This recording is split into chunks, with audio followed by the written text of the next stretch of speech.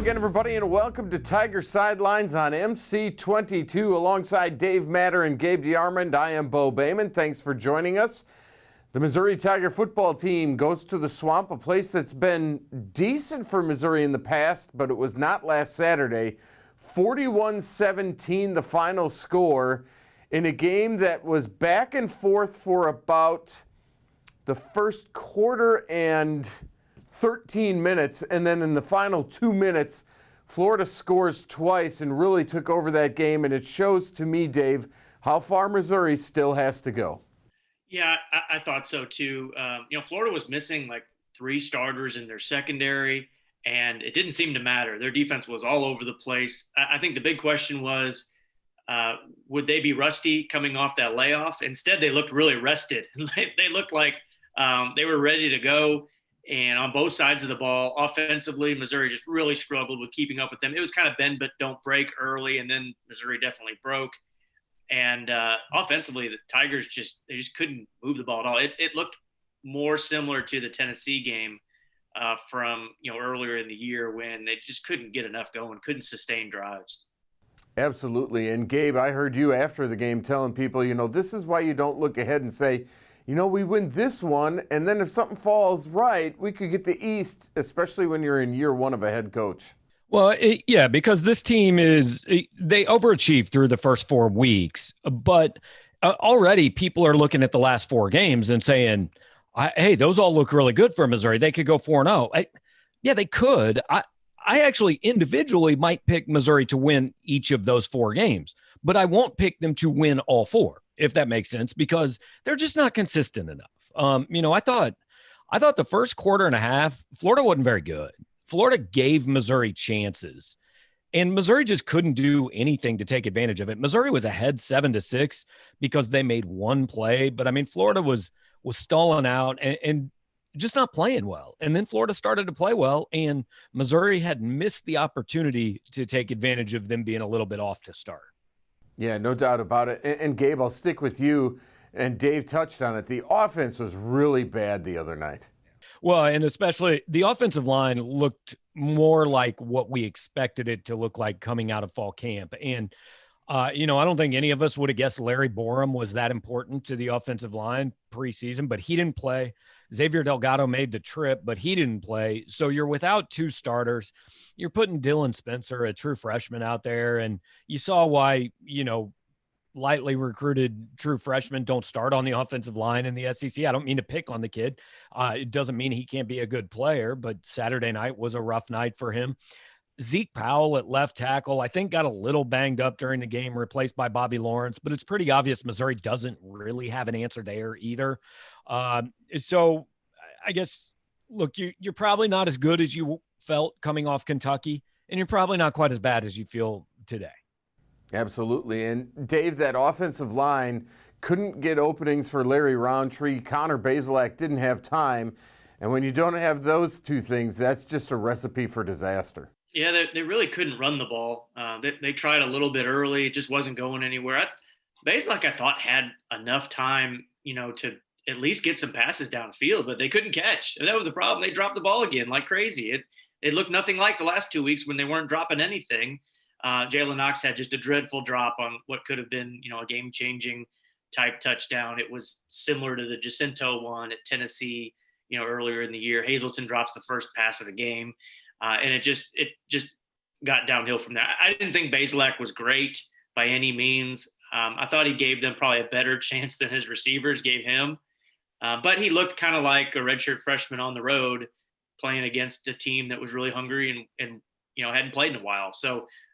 It just wasn't very sharp. Larry Roundtree, when he's your leading receiver, something's probably not right. He can catch the ball, but he's not like a Tyler Beatty type running back. And then Beatty was just really not part of the game plan, it appeared. He only got, I think, 3 touches, and he was the running back on the botched exchange with him and Bazelak that resulted in a fumble. Just a not a very sharp night for that offense. And on that play, which really, to me, turned the game, Florida scores 14 points in the last couple minutes of the first half.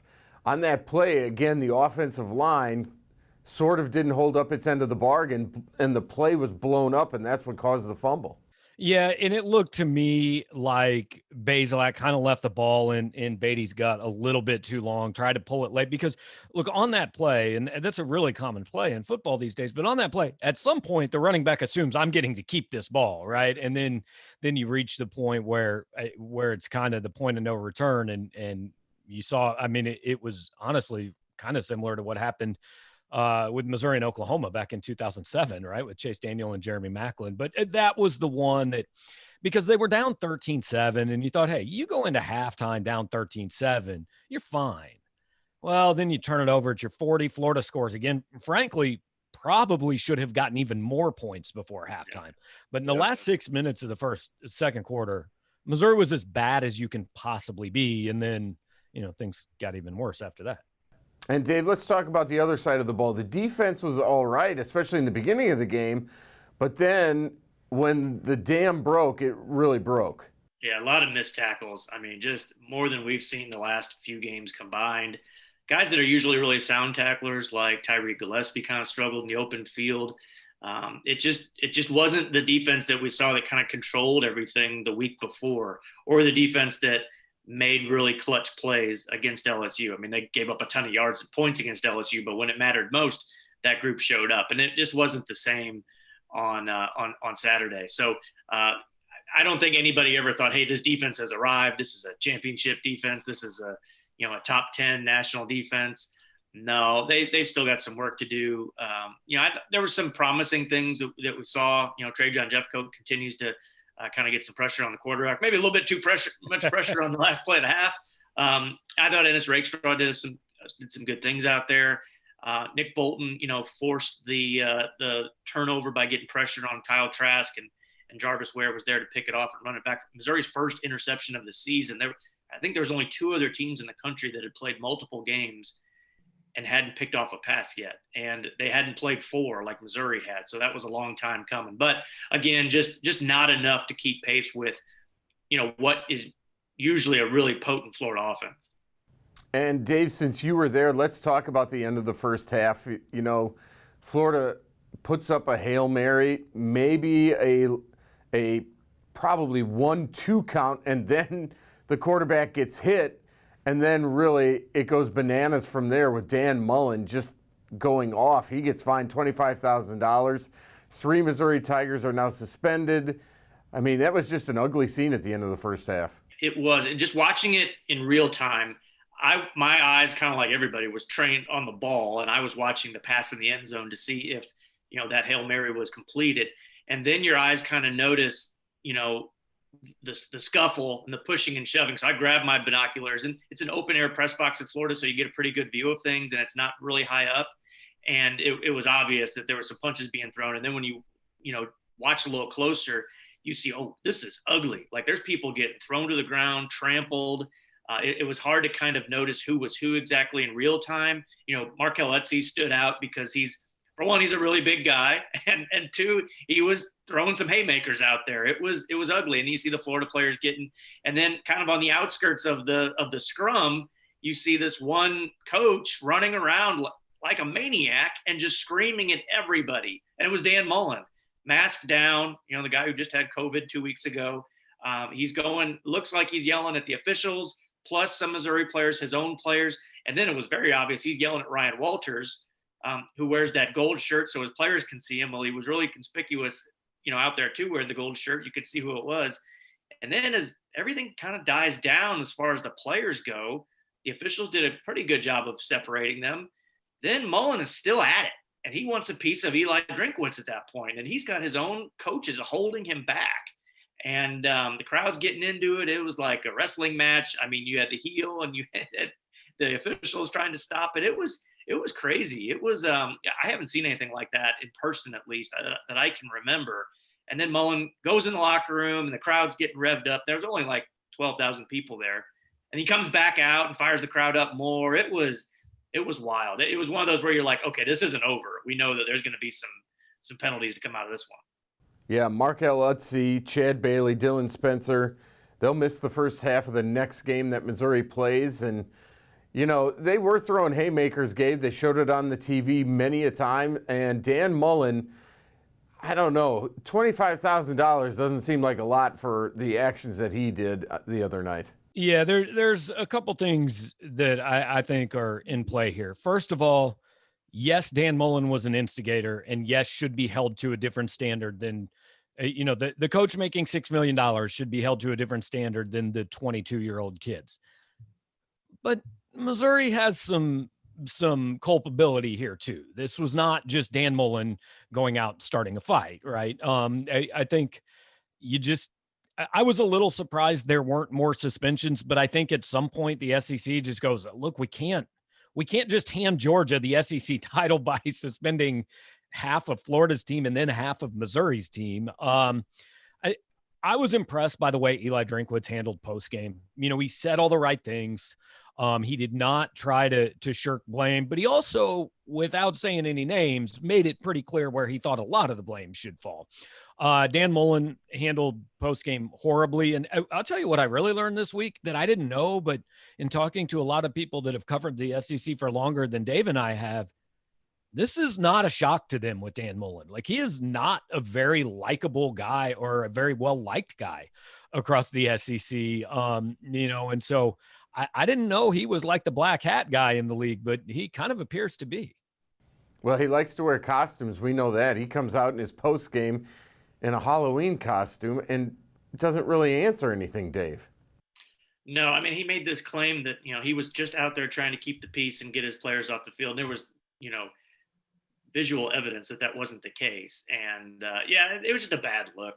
I mean, for both teams really, but there was only one head coach out there that was doing what he was doing. And, he could say he was trying to fire up his crowd, but the crowd wasn't a factor in that game. I mean, it was just sitting there in the swamp, and I've been there when it's been really full. It seemed like it was a preseason scrimmage or a spring game. I mean, the crowd wasn't going to – it helped, I'm sure, but it wouldn't have mattered. I mean, that place could have been empty, and Florida could have still made the plays that it made in that game, and it wasn't going to matter. I think what clicked in his mind probably, and he admitted this after the game, was, we got the Georgia game next week. I can't have these guys out here. So instead of really keeping the peace like he said he did, he just went crazy at Missouri and said, get these players off the field, because if we get them off the field and their coaches off the field, then our players have no one to fight. And it was just ugly. It was an ugly day, ugly scene. I do agree with Gabe. I thought Eli handled it about as well as you can. He didn't back down, but he also did make a fool of himself in his press conference. So the Tigers fall to 2-3 on the year. Up next is a bye week. It's their second bye week of the season. First one obviously due to COVID. So what does Missouri do now, Gabe? They kind of refresh things. They'll watch the Florida-Georgia game this week, and then they get ready for the Bulldogs in 2 weeks. Yeah, you got Georgia coming. Look, it's the toughest game of the year. It's always been the toughest game of the year. If we're being realistic, Missouri's going to be 2-4, headed to the 4 games that will kind of determine what this season is. And I think there's a sliding scale, almost anything. If you just split those last 4 games, if you're 4-6, that's a pretty good debut season. I mean, we're looking ahead when I've just been telling everybody, like, don't look ahead. Right. But the question I have about this team really is what do they do well? Like, what can they lean on? And again, kind of discounting Georgia, but in those last 4 games, what do you look at that say, what does Eli Drinkwitz look at and say, I can count on this? I'm not sure, because offensively we've talked about the problems, but defensively, guys, they've given up 35 points in 4 of the 5 games. And the only one they didn't, Kentucky's offense is non-functional. I mean, that is not an SEC offense. So the defense, which was supposed to be the strength of this team, look, I understand they played good teams, but they've got to give Missouri more of a chance to stay in games, because this just is not a team equipped to go out and beat somebody 35-31, even though they did it once. I get it. But I thought maybe you were going to say the only thing you could count on going into this week was Mevis, the field goal kicker, but he even missed one this week. And that was in the first half. So the Tigers will take this week off. They'll watch what's going on. The big game of the week, obviously, is Florida at Georgia in the conference. And as you guys have said, I mean, Florida had to realize we can't lose players we have to be full go because this is really the SEC East showdown, isn't it? Yeah, and I think Florida can win this game. I mean, they've got offense. They won't put up 40 points against this Georgia defense, which still might be the best in the country. But Georgia can't really score. They don't have a passing game, and at some point you can play great defense, but you're going to have to score some points to beat Florida because we've seen what Kyle Trask can do and those receivers. It's a dangerous offense. And Dan Mullen, I mean, he's a nut job, but he can coach some offensive football.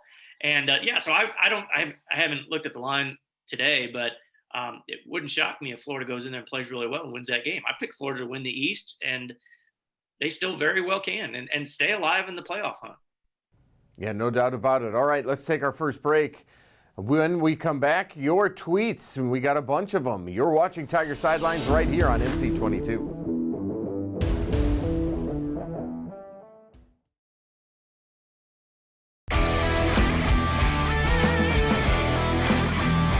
Welcome back to Tiger Sidelines, everybody. Dave Matter, Gabe DeArmond, and I'm Bo Bamon. Thanks for joining us as always. We're at Tiger Sidelines on Twitter. The tweets come in this week. We got a bunch from Dandy Chiggins. Dandy says, do you believe the fluctuation of receivers and various wide receiver starters impacts Bazelak's rhythm game by game? And if yes, how do you think it impacts his freshman year progression as a quarterback?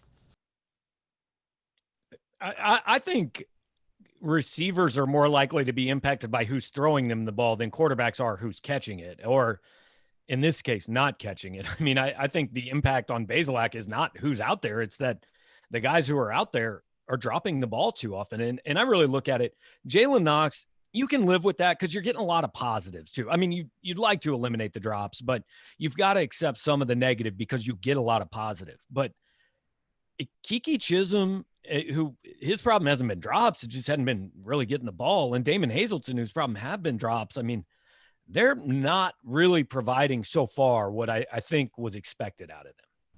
Yeah, no doubt. Dave, was Florida that much better than Mizzou, or was Mizzou unprepared for this big game, which, if they win, could have put them on a collision course with Georgia? Florida's really good offensively, and nobody came into that game thinking Missouri had this defense just to shut down, what Kyle Trask has been doing and what Kyle Pitts has been doing and what wide receivers have been doing. So yeah, I think they're that good on that side of the ball. I was surprised their defense played better than they had all season. That was a difference, and they were missing three guys. Maybe they were missing three guys and it helped them. I don't know, but that part I was surprised about. If they played that game 10 times, maybe Missouri has a better day offensively more often than not, just based on what Florida had done this year. But this year, it's been such a small sample size, especially for a Florida team that hadn't played in a couple of weeks. It's hard to really compare results. But yeah, I think Florida's better. They've been better. They were better last year. On paper, outside of the one matchup they had in Gainesville, they were better 2 years ago. I mean, they won 10 games and beat Michigan in a New Year's Day bowl. But I think this series has been so competitive over time that maybe we kind of thought, well, this game would be more of a toss-up or would be more competitive. But Florida's just appears to be much better this year, more complete team. Gabe, Drink is a great recruiter, but when you see how poorly he's done with evaluating the talent on his roster, with choosing Robinson over Bazelak and the wide receiver group, is this a big concern? I mean, let's give the guy the benefit of the doubt. He didn't have spring football. Once he had fall camp, I mean, Connor Bazelak was still coming off a torn ACL in the last game of last year. We couldn't see practice, so we don't know how much Bazelak did in fall camp. I mean, yeah, it's maybe a little concerning that he made a quarterback switch 2 games in, but it's a little different than normal. Look, this is an undermanned roster. He beat LSU. He beat Kentucky, which is something this school hadn't done in 6 years. I'm not ready to start making judgments that the guy doesn't know how to evaluate talent quite yet. All this talk about receivers didn't play. Who was it that they wanted to see more? Boo Smith? Yeah, I think the only argument you can make is Boo Smith, who got 6 snaps. And I think they wanted to see Towski Dove earlier because he got 40 snaps, but I think most of it was not until after they decided Hazelton couldn't catch the ball. But Look, they didn't lose that game because he played the wrong guy at receiver. And they don't have Jerry Rice on the bench. Let's not make a walk-on, junior college transfer out to be Larry Fitzgerald. So I mean, he did fine in that LSU game, but if nobody hasn't noticed, every receiver in the country is doing pretty fine against LSU right now. Yeah. Terry wants to know, Dave, it's incredibly important to have an O-line that can protect the QB. Mizzou's O-line appears to be tossed salad with injuries, inexperience, fill in the blank. What's the prognosis for a more stable and effective O-line going forward? And probably they need a little more depth is what I would say. Well, I mean, the good news is if you want more experience, they only have one senior right now, Mike Maietti. Case Cook and Larry Borum would be back next year. I mean, technically everybody could be back next year, the way that eligibility works. What Gabe said earlier, that I think they need to figure out left tackle. They need to develop somebody there for sure, whether that's Zeke Powell long-term or Bobby Lawrence. Dylan Spencer is a freshman. He's gigantic. He's a huge guy. He looks like an SEC lineman. He got the most snaps he's ever had the other night. It didn't go great.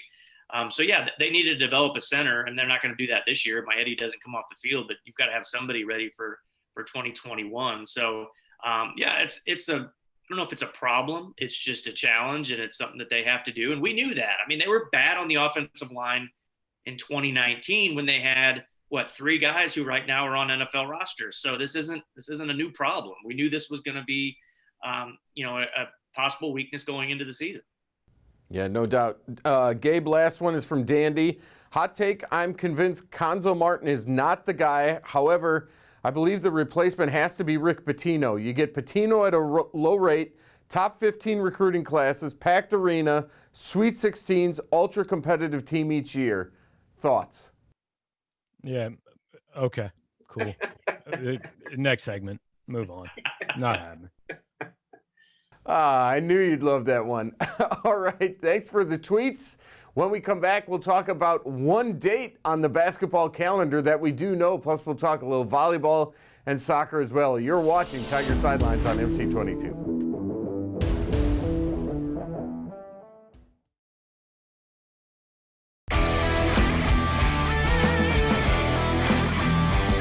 Welcome back to Tiger Sidelines, everybody. Gabe, Dave, and Bo here, and let's talk a little basketball. We know at least one basketball non-con opponent. The Tigers will play Bradley December 22nd. That's all we know. And TCU, they've got the Big 12 SEC Challenge, or SEC Big 12 Challenge, depending on what conference you're in. They're going to play. They've got something set up with Oral Roberts and Liberty. They just haven't announced dates yet. Those will be in Columbia. They're supposed to go to Wichita State. Illinois bragging rights game is still really up in the air. They're talking with Illinois, but I'm not 100% convinced that game will be played or even played in St. Louis. Then they're trying to work out some kind of tournament, because the tournament in Orlando, first of all, it was supposed to be in Myrtle Beach. That got canceled. Then the Orlando one, that's not going to happen. So they're trying to get something together. It's crazy that here we are, first week in November, basketball starts on the 25th, and still don't have a schedule. SEC hasn't even put out a schedule yet. They were supposed to put it out the first of the month. That's what the schools were told. And it's past that now, and still nothing.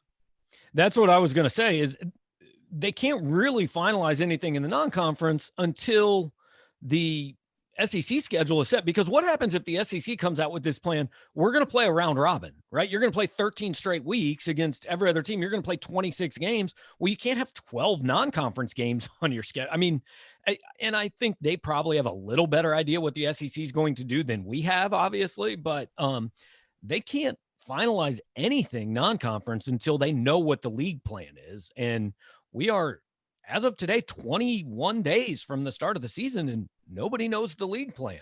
Yeah.